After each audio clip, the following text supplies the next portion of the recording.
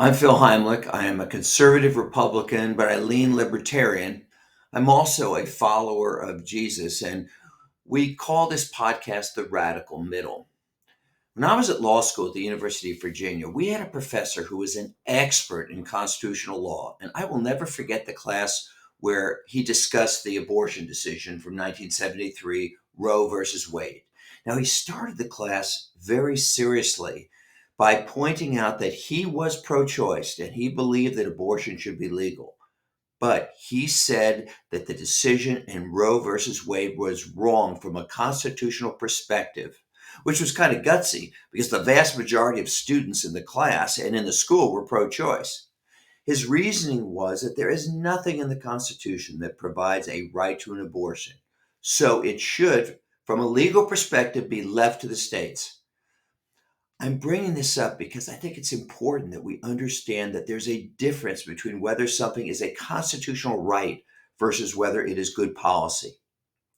Let me give you a brief history of abortion law in this country.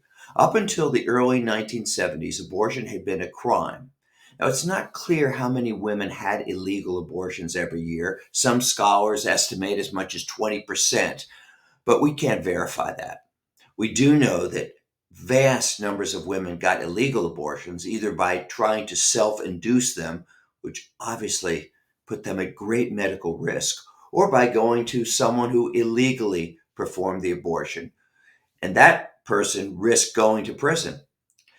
It's also difficult to know actually how many women died from illegal abortions every year. In 1965, the Supreme Court decided in a case called Griswold versus Connecticut that it was unconstitutional for a state to ban contraceptives. Now, the court based its decision by saying that even though the Constitution does not contain a right to privacy, there was an implied right to privacy in the Constitution. That set the stage for Roe versus Wade in 1973, where the court declared that the right to privacy in the Constitution included the right to an abortion up until viability. In other words, when the fetus could survive outside the womb, generally after 24 to 28 weeks, states were free to make it a crime. That right to abortion stayed in place until 2022 when the Supreme Court, in the Dobbs decision, overruled Roe versus Wade and determined that the right to have an abortion is not in the Constitution and therefore should be decided by the states. They essentially agreed with my law school professor. Now, I know we all have strong passions on this issue, but I encourage you again to separate your belief in whether abortion should be legal from whether the Constitution requires it as a right.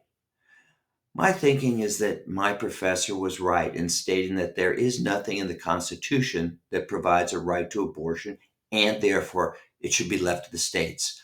But for those of you who applaud this Dobbs decision, you should feel just as strongly that the court was dead wrong last year when it found that presidents, particularly and especially Donald Trump, are immune from criminal prosecution for virtually any illegal acts committed during their presidency, because this is also a right found nowhere in the Constitution.